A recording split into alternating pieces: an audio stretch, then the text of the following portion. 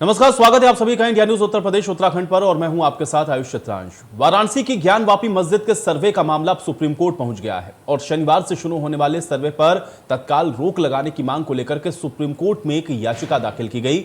इसमें वाराणसी कोर्ट के उस फैसले को चुनौती दी गई जिसमें पूरे परिसर का सर्वे और वीडियोग्राफी कराने के आदेश दिए गए हैं।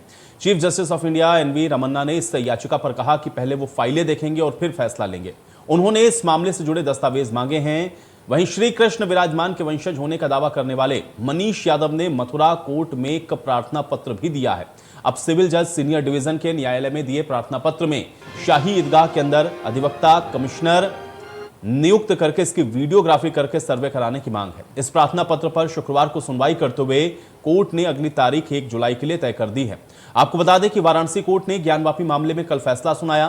कोर्ट ने सर्वे और वीडियोग्राफी करने वाले एडवोकेट कमिश्नर को बदलने की मांग को खारिज करते हुए एक और स्पेशल एडवोकेट कमिश्नर की नियुक्ति भी कर दी।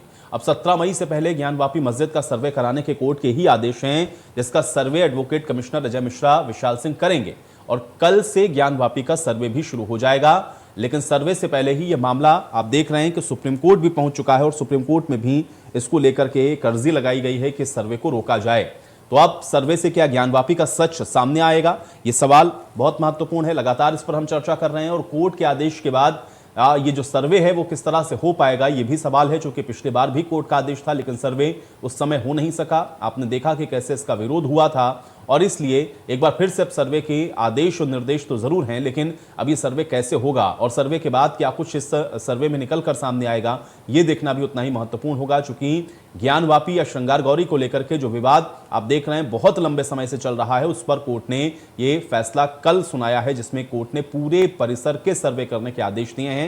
यानी कि हर जगह का सर्वे हो, हर जगह की वीडियोग्राफी हो, यह आदेश कोर्ट की तरफ से दिया गया हो और इसमें जो बाधा उत्पन्न करेगा उसके खिलाफ कार्रवाई भी की जाए, कोर्ट की तरफ से यह भी निर्देशित किया गया है। लेकिन अब कैसे कोर्ट के इस आदेश को प्रशासन सही मायने में इंप्लीमेंट करा पाएगा ये देखना होगा। तो ज्ञानवापी में क्या जो तमाम दावे किए जा रहे हैं, अब इस सर्वे के बाद क्या वो राज खुलेंगे?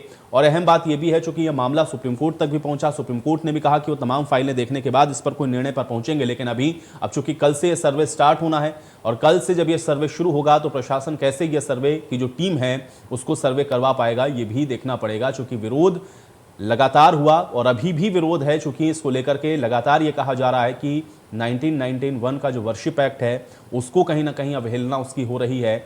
जानबूझ करके इसको पॉलिटिकली आप देख रहे हैं कि इस्तेमाल करने की कोशिश की जा रही है, ये भी आरोप लगाए जा रहे हैं और सामाजिक सौहार्द को बिगाड़ने के जैसे तमाम बातें इसके साथ जोड़ करके भी कही जा रही हैं। लेकिन अब चूंकि कोर्ट का आदेश है, इसलिए अब कोर्ट के इस आदेश को कैसे इंप्लीमेंट करवाया जाएगा और साथ ही साथ मामला सुप्रीम कोर्ट तक भी चूंकि पहुंचा और सुप्रीम कोर्ट में भी ये कहा गया कि सर्वे पर रोक लगा दी जाए, कि याचिका भी लगा दी गई। लेकिन अब कैसे इसको रोकेंगे और कैसे इस पर अब आगे जो फैसला है वो लिया जाएगा ये भी देखना पड़ेगा। लेकिन अब फिलहाल इस पूरे मामले को लेकर के सर्वे करने के निर्देश हैं और यह सर्वे कैसे होगा और सर्वे होने के बाद क्या ज्ञानवापी का सच सामने आ पाएगा ये भी बहुत महत्वपूर्ण रहने वाला है। और अब देखना यह पड़ेगा कि आखिर ये जो सर्वे की टीम जाएगी इसको लेकर के जो ऐतराज थे, क्या ये जो तमाम स्थितियां हैं वो पहले से कुछ भिन्न नजर आएंगी, क्योंकि अब कोर्ट के एकदम सख्त और स्पष्ट निर्देश हैं। आज इसी पर चर्चा करते हैं। सभी मेहमान मेरे साथ जुड़े हुए हैं, उनका परिचय आपके साथ करवा देते हैं, फिर चर्चा की शुरुआत करते हैं। डॉक्टर सुनील कौशिक जी हमारे साथ जुड़ रहे हैं, वरिष्ठ पत्रकार हैं। डॉक्टर सुनील कौशिक जी, स्वागत है आपका इस चर्चा में। फजील अहमद जी हमारे साथ जुड़े हुए हैं, मुस्लिम स्कॉलर हैं। फजील अहमद जी, आपका भी स्वागत। और विवेक शंकर तिवारी जी हमारे साथ जुड़े हुए हैं, पूर्व अध्यक्ष हैं आप सेंट्रल बार एसोसिएशन वाराणसी के। विवेक शंकर तिवारी जी, आपका भी स्वागत है। विवेक शंकर तिवारी जी, आपके पास आऊंगा मैं सबसे पहले और आपसे ही हम ये समझना चाहेंगे, क्योंकि कोर्ट के जो निर्देश हैं, एक तरफ तो कोर्ट ने ये कहा कि वीडियोग्राफी होनी चाहिए, पूरे परिसर की वीडियोग्राफी हो, लेकिन उसको लेकर के जो दूसरा पक्ष है उसके जो ऐतराज हैं उसको आप किस नजर से देखते हैं और कोर्ट के इस आदेश के क्या मायने समझे जाएं? क्योंकि ज्ञानवापी को लेकर के विवाद बहुत पुराना है, लेकिन आदेश ये है कि इसकी वीडियोग्राफी होनी चाहिए। कैसे देखते हैं, थोड़ा कानूनी पक्ष इसका समझाएं विवेक शंकर तिवारी जी। नमस्कार सबसे पहले आप सभी को।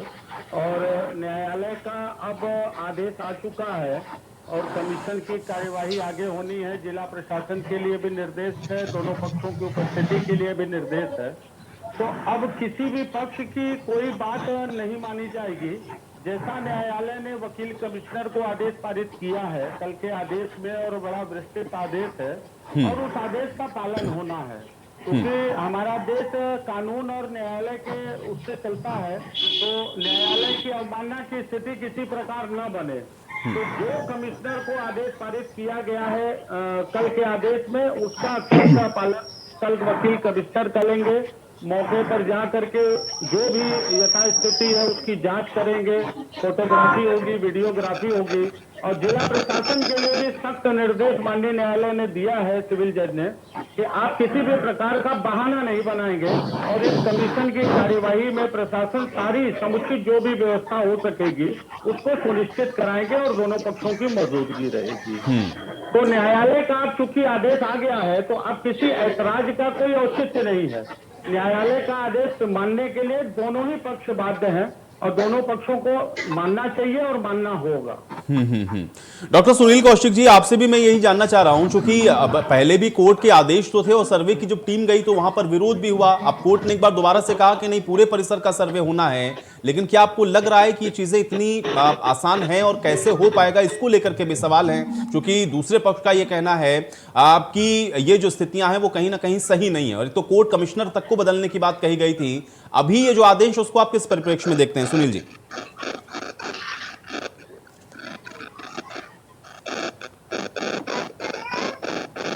डॉक्टर सुनील कौशिक जी, आपको आवाज मिल रही है?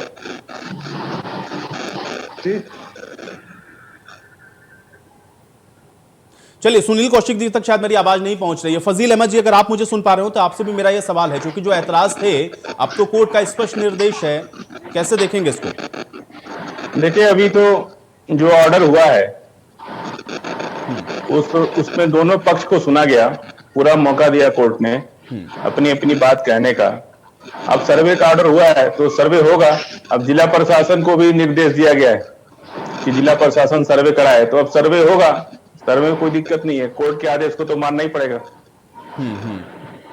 लेकिन ऐतराज था जिस बात को लेकर के, एक तो कहा कि कोर्ट कमिश्नर बदला जाए, कोर्ट ने उसको भी नहीं माना कोर्ट ने, और अब तो कोर्ट ने ये कहा कि नहीं, पूरे परिसर की वीडियोग्राफी होनी चाहिए। तो ऐतराज किस बात को लेकर के पहले था, और अगर था तो क्या आपको लग रहा है कि कोर्ट का आदेश इतनी आसानी से मान लिया जाएगा? और ज्ञान माफी मस्जिद के अंदर का सर्वे का कोई ऑर्डर नहीं था पहले, वो क्लियर नहीं था कि भाई अंदर का सर्वे क्यों कराया जा रहा है। ऑलरेडी उसमें हाईकोर्ट से पहले एक मुकदमे में स्टे भी है। तो एतराज इसी बात का था कि बिना हमको सुने हुए अंदर का सर्वे क्यों कराया जा रहा है। अब कोर्ट ने जो ऑर्डर किया है उस हिसाब से जिला प्रशासन और कोर्ट कमिश्नर सर्वे कराएंगे जाकर के। विवेक शंकर तिवारी जी, क्या यही सिर्फ आपत्ति थी कि कोर्ट ने पहले स्पष्ट नहीं किया था? क्योंकि जो लोग इसके वादी हैं, खासतौर से हिंदू पक्ष, उनके साथ लगातार हम लोगों ने चर्चा की। उन्होंने कहा कि उस समय भी कोर्ट ने कहा था कि वीडियोग्राफी होनी है, लेकिन रोका गया, और एक बार दोबारा से कोर्ट ने फिर कहा कि नहीं, पूरे परिसर की करिए वीडियोग्राफी। क्या इसी बात को लेकर के ऐतराज था या कुछ और चीजें भी इसके पीछे आप देखते हैं? देखिए भाई साहब, मूल ऐतराज की जो बात है, देखिए बात समझने की जरूरत है यहाँ पर। ये जो दूसरा पक्ष है और सीधे रूप में कहें कि मुस्लिम पक्ष है, तो यह लोग राम मंदिर का जो मुद्दा था उसमें भी हर प्रकार का ऐतराज ये लोग दाखिल किए हैं। मौके पर भी जो ऐतराज की स्थिति पैदा किए हैं। ये लोग उस समय भी कहते थे कि नहीं, आर्कोलॉजिकल सर्वे ऑफ इंडिया का कोई सर्वे नहीं होना चाहिए, ताकि वस्तु स्थिति जो है, वास्तविकता जो है वो सामने आ सके। अब पिछले जुमे के नमाज में जो वकील कमिश्नर गया, ये हम लोग भी मूल रूप से काशी वासी हैं, यही हम लोग पैदा हुए हैं, यही पले बड़े हैं। ऐसा कभी हमने नहीं देखा कि जुमे की नमाज के दिन इतने हजारों की संख्या में ज्ञान माफी मस्जिद के बाहर लाइन लगी हो। लेकिन जिस दिन वकील कमिश्नर वहां जाते हैं, वहां पर हजारों की संख्या में मुस्लिम समाज के लोग खड़े हैं। वहां पर जो है एक महिला को ये लोग बैठा देते हैं गेट नंबर 4 के बाहर, कि नहीं वहीं पर नमाज पढ़ना शुरू कर देती है और असहज स्थिति पैदा करती है, माहौल अपना तफरी का हो जाता है। तो ये सबसे बड़ी बात इस सोच की है, बात सर्वे की नहीं है। इन लोगों की आपत्ति, अब चूंकि न्यायालय का वर्डिक्ट आ गया है, कल निर्णय आ गया है कि नहीं कमीशन की कार्यवाही होगी, और अभी भी वकील कमिश्नर जाएंगे तो ये लोग मौके पर कुछ न कुछ असहज स्थिति पैदा करेंगे।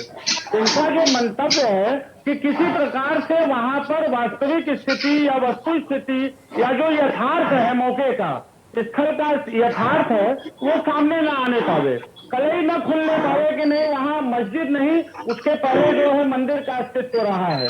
तो इन लोगों के मन में एक आशंका है, और इसी बात को लेके वो अन्ना आदमी भी, मैंने आपके डिबेट में 2 दिन पहले कल भी बोला था कि नहीं, एक अन्ना आदमी जो रहेगा वो बता देगा कि नहीं यहाँ मंदिर के अवशेष से पहले मंदिर का अस्तित्व रहा है, हिंदुओं की आस्था का केंद्र रहा है। तो ये आज भी जुमे के नमाज के नाम पर काफी भीड़ यहाँ पर एकत्रित की गई थी ज्ञानवापी मस्जिद के बाहर। तो ये लोग, ऐसा नहीं है, ये आशंका है और सारे लोग आशंका व्यक्त कर रहे हैं कि ये लोग कुछ न कुछ गड़बड़ी करेंगे। न्यायाधीश का इस प्रकार का अपने निर्णय में पेज नंबर 2 में अगर आप जाते हैं तो न्यायाधीश का जो उनकी राय है सिविल जज की, मैं 2 लाइन कोट कर देना चाहता हूं, महत्वपूर्ण बात है और सबको जानना चाहिए। न्यायाधीश ने अपने बारे में, स्वयं के बारे में क्या कहा है कि एक न्यायाधीश तो भयभीत है, उसका परिवार भयभीत है, उसके परिजन भयभीत है। मैं 2 लाइन पढ़ देना चाहूंगा, मुझे समझ लीजिए। इस साधारण से सिविल वाद को बहुत ही असाधारण बनाकर एक डर का माहौल पैदा कर दिया गया है। डर इतना है, मेरे परिवार को बराबर मेरी तथा मुझे अपने परिवार की सुरक्षा की चिंता बनी रहती है। घर से बाहर होने पर बार बार पत्नी के द्वारा सुरक्षा के प्रति चिंता व्यक्त की जाती है। कल लखनऊ में माताजी ने बातचीत के दौरान मेरी सुरक्षा को लेकर चिंता व्यक्त की और मीडिया द्वारा प्राप्त खबरों से उन्हें यह जानकारी हुई कि शायद मैं भी कमिश्नर के रूप में मौके पर जा रहा हूं और मेरी माताजी के द्वारा मुझे मना किया गया। मैं मौके पर कमीशन पर न जाऊं क्योंकि इससे मेरी सुरक्षा को खतरा हो सकता है। तो सवाल ये है भाई, हिंदू समाज या वादी पक्ष के लोग तो किसी प्रकार की अराजकता की स्थिति पैदा नहीं कर रहे हैं, किसी प्रकार की असहज स्थिति पैदा नहीं कर रहे हैं, किसी प्रकार के भीड़ का जुटान मौके पर नहीं कर रहे हैं। तो ये दूसरा पक्ष क्यों कर रहा है? ठीक है, चलिए, आपने जो बात उठाई है थोड़ा सा इसको हम लोग और समझेंगे, लेकिन इस बीच 2 मेहमान और जुड़े हुए हैं। मित्रेश चतुर्वेदी जी हमारे साथ जुड़ चुके हैं, हिंदू धर्मगुरु हैं। मित्रेश जी, बहुत स्वागत है आपका चर्चा में। और इसके अलावा उबेर खान जी भी हमारे साथ जुड़े हुए हैं। उबेर खान जी, आप मुस्लिम स्कॉलर हैं, आपका भी बहुत स्वागत है। मित्रेश जी, आपका रुख करूंगा मैं, किस नजरिए से अभी आप देखेंगे, क्योंकि पिछली बार जो विरोध हुआ, क्या आपको लग रहा है कि अब इस बार कोर्ट के स्पष्ट आदेश होने के बाद वो विरोध नहीं देखने को मिलेगा? और जो बात विवेक शंकर जी ने जोड़ी कि भाई जो इस पूरे मामले को सुन रहे हैं वो जज खुद कह रहे हैं कि उनको डर सता रहा है, उनके परिवार को डर सता रहा है। दरअसल नहीं किया जाना चाहिए था, लेकिन इस देश में क्या है, कुछ चंद लोग ऐसे हैं जो माहौल को खराब करना चाहते हैं। हम बार बार कहते हैं कि वो देश की छवि को खराब करना चाहते हैं, वो प्रदेश की छवि को खराब करना चाहते हैं और वो एक माहौल तैयार करना चाहते हैं कि इस तरीके का माहौल बने जो भय का माहौल है। एक न्यायालय की ये टिप्पणी क्या दिखाती है? आप क्यों ऐसा कर रहे हो? और ये लोग तो चलिए कानून की बात छोड़ दीजिए, संविधान की बात छोड़ दीजिए, देश की बात छोड़ दीजिए, कम से कम आप अपने समाज की तो चिंता करिए। अरे अपने समाज के लोगों को कानून के खिलाफ खड़ा कर दोगे, क्या होगा? उनके खिलाफ कार्रवाई होगी। कम से कम उनको बरगलाकर कानून के खिलाफ तो काम मत करिए। अगर आप ऐसा कर रहे हैं तो आप खुद अपने समाज के दुश्मन हैं, क्योंकि आप तो बरगला कर घर पे जाइए, लेकिन अपने समाज के हजारों युवाओं को आप धक्का देकर फेंक रहे हैं कि उन पर कानूनी नहीं। लेकिन मित्रेश जी, उनको बरगला के लाया गया है, ऐसा कैसे कहेंगे भाई? उनकी भी तो अपनी आस्था हो सकती है ना। अगर वो वहां पर पहुंचे, उनको लग रहा है गलत हो रहा है, तो ये भी उनकी अपनी आस्था का विषय है। उनको बरगला के लाया गया, ऐसा कैसे कह सकते हैं? मेरी समझ में अब तक ये बात नहीं आई गलत क्या हो रहा है। अगर कोई न्यायालय आदेश करता है, अगर कोई न्यायालय कोई बात कहता है, क्या न्यायालय गलत करेगा? नहीं करेगा। न्यायालय हमेशा तथ्यों के आधार पर निर्णय लेते हैं। और यही लोग कल तक कहते थे कि हम संविधान की बात करते हैं और सरकार संविधान को नहीं मान रही है। आज यही संविधान के खिलाफ खड़े दिखते हैं। जो जज ने कहा, जो न्यायालय ने कहा, वो क्या कहा? सब संविधान के दायरे में निर्णय लिए गए और आप उसके खिलाफ खड़े हो गए। तो आप भी तो संविधान के खिलाफ खड़े हो गए। जो कल तक ये कहते थे कि सरकार संविधान को तोड़ सकती है, हमें संविधान बचाना है, और आप खुद संविधान के खिलाफ खड़े हो जाते हो। चलिए मित्रेश जी, आपने जो बात उठाई है थोड़ा सा इसको और समझेंगे, लेकिन इस बीच ग्राउंड रिपोर्ट क्या है इसको जानने के लिए मेरे साथ मेरे सहयोगी रजनीश भी जुड़ गए। एक बार उनका रुख कर लेते हैं। रजनीश, अपडेट बताएं, चूंकि कल सर्वे होना है और इस समय वहां पर क्या स्थिति है सुरक्षा को लेकर के? चूंकि जो जज है वो खुद कह रहे हैं कि वो बड़े डर है, उनको अपनी जान का डर सता रहा है, सुरक्षा को लेकर के वो चिंतित थे। अभी वहां पर मौजूदा स्थिति क्या है? कल कैसे ये सर्वे होना है, इसको अपडेट कर दें रजनीश। देखिए, जो कल दोनों पक्ष हैं उनको 7:30 बजे बुला लिया गया है। यही गेट नंबर 4 है और इसके बगल में चूंकि यही वो रास्ता है जहां से लोग इबादत भी करने जाते हैं और भगवान भोले के दरबार में भी जाते हैं। देखिए कुछ नमाजी नमाज अदा करके आ रहे हैं। यही गेट नंबर 4 है जहां से लगातार, और जो गौरी श्रृंगार का मंदिर उसी ज्ञानवापी का एक पार्ट में जो खंडहर नुमा उस पर आकृतियां बनाई गई है।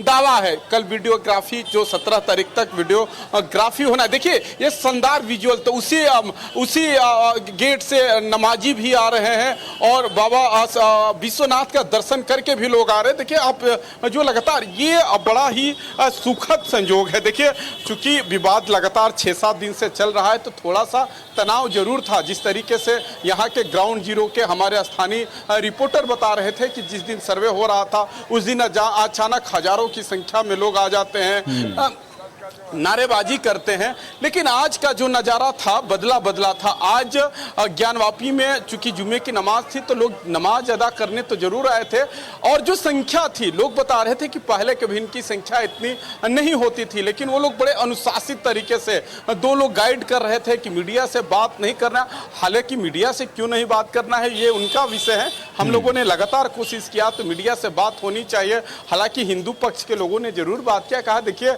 न्यायालय में जो भी न्यायालय का चूंकि फैसला को सम्मान तो सबको करना है, चाहे हिंदू पक्षकार हो या मुस्लिम पक्षकार हो, फैसला तो सबको करना है। लेकिन जो बनारस का अतीत रहा है, गंगा यमुनी तहजीब का एक बनारस का अपना मिजाज रहा है, कहते हैं ना कि बनारसी ठेठ अंदाज, यहाँ हिंदू मुस्लिम एक दूसरे के सुख दुख में रहते हैं। चाहे हम अरमान की बात करें या रामनिवास की बात करें, सब लोग एक दूसरे के साथ गलबैया डाल के घूमते थे। लेकिन उन्होंने कहा कि देखिए थोड़ी सी जो एक छवि बनाई गई ज्ञानवापी के सहारे की जो मुगल आक्रांता थे उनके वजह से, तो वो जांच की विषय की जो वीडियोग्राफी में आएगा, कोर्ट को फैसला देना है क्या होगा नहीं होगा।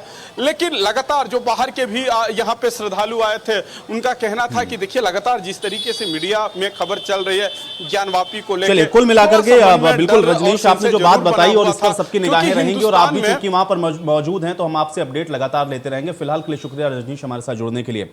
चर्चा में वापस लौटते हैं। उबेर खान जी मैं आपके पास आता हूं। एक तो हम लोगों ने पहले विरोध देखा आपकी, जब वहां पर पहले दिन गई सर्वे की टीम तो उसका विरोध हुआ। अब दोबारा से कोर्ट के आदेश हैं, ये ऐतराज और विरोध किस बात को है और किस तरीके से आप इसको देखते हैं? उबेर खान जी आपका रिएक्शन चाह रहा हूं मैं इस पर।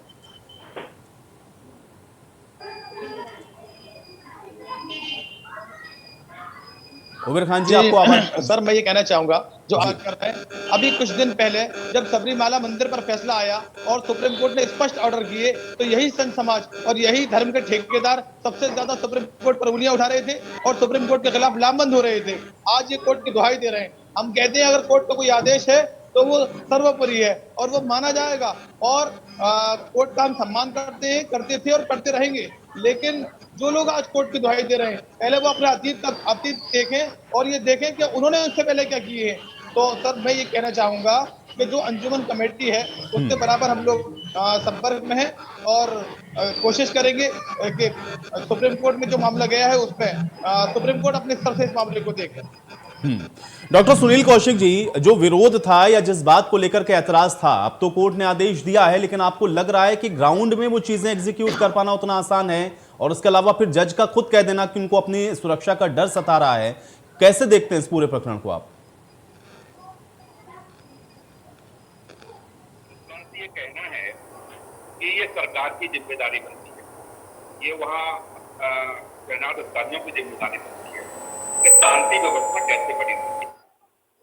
कुछ फर्क नहीं पड़ने वाला है कि 10 दिन बाद सर्वे हो जाएगा या 1 हफ्ते बाद सर्वे हो जाएगा, लेकिन मुझे लगता है कि वहाँ जो अव्यवस्था फैली हुई है, आवाज आ रही है ना मेरी? जी जी बिल्कुल बिल्कुल।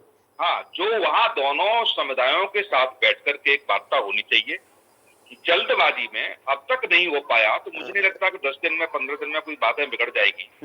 यदि कोई एक समुदाय संतुष्ट नहीं है, दूसरा पक्ष संतुष्ट नहीं है, तो वहां मुझे लगता है कि सरकार के वरिष्ठ अधिकारियों की जिम्मेदारी बनती है, और जो समाज इस समय नाराज है उस समाज के वरिष्ठ लोगों की भी जिम्मेदारी बनती है कि संविधान का पालन कैसे किया जाए, संविधान के दायरे में रहकर के जो आदरणीय न्यायालय ने जो आदेश दिया है उसका अनुपालन कैसे किया जाए। मुझे लगता है कि सारे लोगों की जिम्मेदारी बनती है। और ये देश में माहौल मैं मानूंगा बड़ा खराब है कि कहीं कोर्ट से कोई आदेश हो जाए तो सारे लोग दौड़ के सुप्रीम कोर्ट आ जाते हैं और सुप्रीम कोर्ट ही सारा निर्णय करेगा। तमाम पिछले कई दशक से देख रहा हूं, और ये अभी हाल के दिनों में ज्यादा चलन चला है कि कोई भी हाई कोर्ट निर्णय कर दे, डिस्ट्रिक्ट कोर्ट निर्णय कर दे या कोई सरकार निर्णय कर दे तो उसके खिलाफ सारे लोग सुप्रीम कोर्ट चले आते हैं। सुप्रीम कोर्ट पर भी बड़ी जिम्मेदारी है।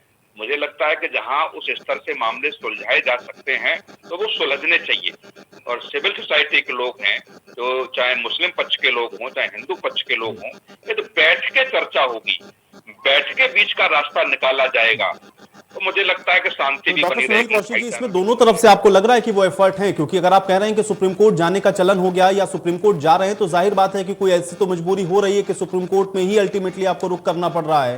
तो फिर क्या दोनों पक्ष, या हम माने कि जिनके साथ बैठकर बातचीत करनी है वो दो पक्ष या फिर सरकार, क्या इनके बीच में कोऑर्डिनेशन सही नहीं है? क्यों हो रहा है ऐसा?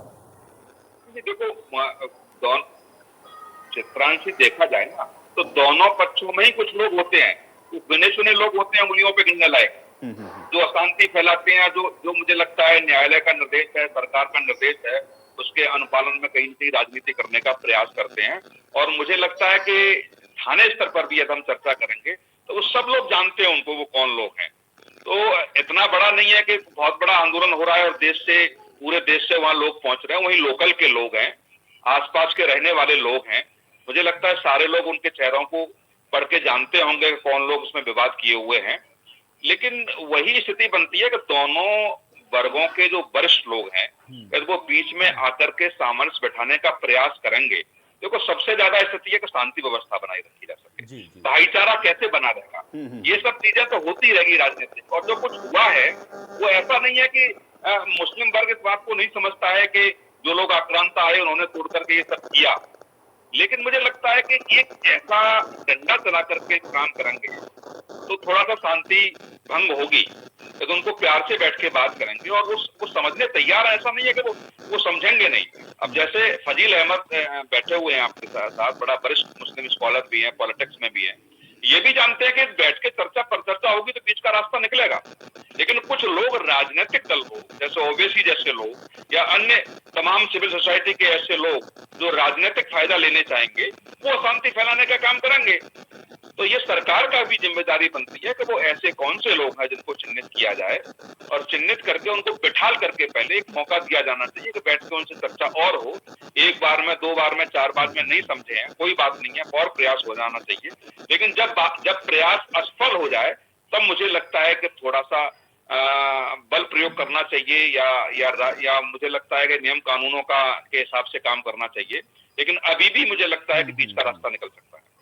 चलिए सुन लीजिए, आपकी इसी बात के साथ आज की चर्चा मैं यहीं समाप्त करूंगा। आप सभी लोगों का शुक्रिया अपना समय निकालने के लिए और इस चर्चा का हिस्सा बनने के लिए। तो हालांकि अब कल ये जो वीडियोग्राफी है वो शुरू होनी है और देखना यह है कि इस वीडियोग्राफी को जो स्थानीय प्रशासन है वो किस तरह से एग्जीक्यूट करवा पाता है और कल क्या स्थितियां और परिस्थितियां सामान्य रहेंगी, ये भी देखना उतना ही महत्वपूर्ण रहेगा।